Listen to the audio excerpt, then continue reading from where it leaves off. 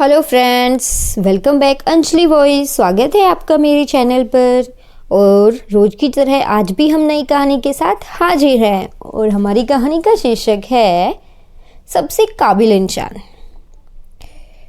तो एक दोहा है कि सबसे अच्छा यही है कि तू अपना कर्तव्य कर और शेष ईश्वर के अधीन छोड़ दे। तो चलो शुरू करें अपनी कहानी। एक बार एक गांव में सबसे धनी व्यक्ति ने बहुत बड़ा मंदिर बनाया। मंदिर जब बन के तैयार हुआ तो बहुत से दर्शनार्थी मंदिर में दर्शन के लिए पहुंच गए।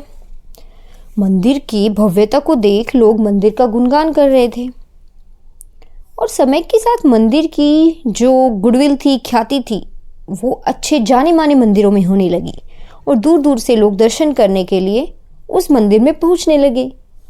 श्रद्धालुओं की इतनी बड़ी संख्या को देख उस व्यक्ति ने मंदिर में ही श्रद्धालुओं के लिए भोजन और ठहरने की व्यवस्था का प्रबंध भी कर दिया।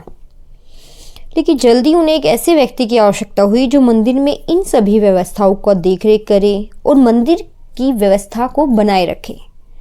अगले दिन उसने मंदिर के बाहर एक व्यवस्थापक के लिए नोटिस लगाया।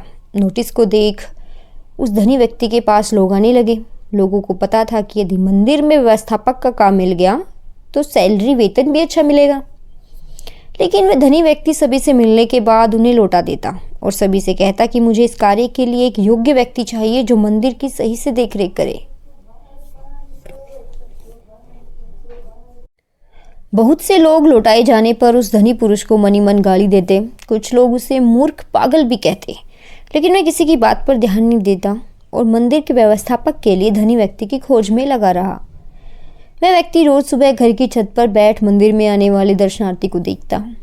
एक दिन एक बहुत गरीब व्यक्ति मंदिर में भगवान के दर्शन करने आया। धनी व्यक्ति अपने घर की छत पर बैठकर उसे देख रहा था। उसके फटे हुए कपड़े थे, मैले थे और वो ज़्यादा पढ़ा लिखा भी नहीं लग रहा था। जब भगवान का दर्शन करके जाने लगा तो उस धनी व्यक्ति ने अपने पास बुलाया और कहा कि आप इस मंदिर की व्यवस्था को संभालने का काम करेंगे। तो धनी व्यक्ति की बात सुन के वह आश्चर्य में पड़ गया और हाथ जोड़ते बोला, सेठ जी, मैं बहुत गरीब हूँ, मैं पढ़ा लिखा भी नहीं हूँ, मैं इस प्रबंधन का काम कैसे संभाल सकता हूँ। तो धनी व्यक्ति ने मुस्कुराते हुए कहा, मुझे मंदिर की व्यवस्था के लिए कोई विद्वान पुरुष नहीं चाहिए, मैं तो किसी योग्य व्यक्ति को इस मंदिर का प्रबंधन का कार्य सौंपना चाहता हूँ। लेकिन इतने सब श्रद्धालु में आपने मुझे ही क्यों चुना? उसने आश्चर्य से पूछा। तो धनी व्यक्ति ने बोला कि मैं जानता हूँ आप एक योग्य व्यक्ति हैं। मंदिर के रास्ते में मैं कई दिनों से एक ईंट का टुकड़ा गाड़ा था जिसका एक कोना ऊपर से निकल आया था। कई दिनों से मैं देख रहा था कि लोगों को ठोकर तो लग रही थी लेकिन उस टुकड़े को कोई भी साइड में हटाने की कोशिश नहीं कर रहा था। लेकिन आपको ठोकर नहीं लगी, लेकिन फिर भी आपने उस टुकड़े को वहां से हटाने की सोची। मैं देख रहा था कि आप मजदूर से फावड़ा लेकर गए और टुकड़े को खोदकर वहां की भूमि आपने समतल कर दी।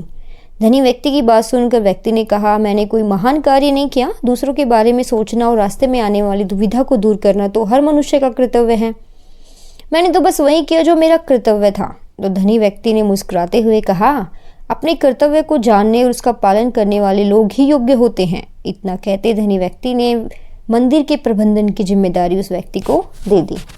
दोस्तों, कोई हमें देख नहीं रहा हो तो भी हमें अपना कर्तव्य नहीं भूलना चाहिए। और आपको ये कहानी कैसी लगी कमेंट करके ज़रूर बताना। मिलते हैं आपसे नेक्स्ट वीडियो में, तब तक के लिए जय हिंद, जय भारत।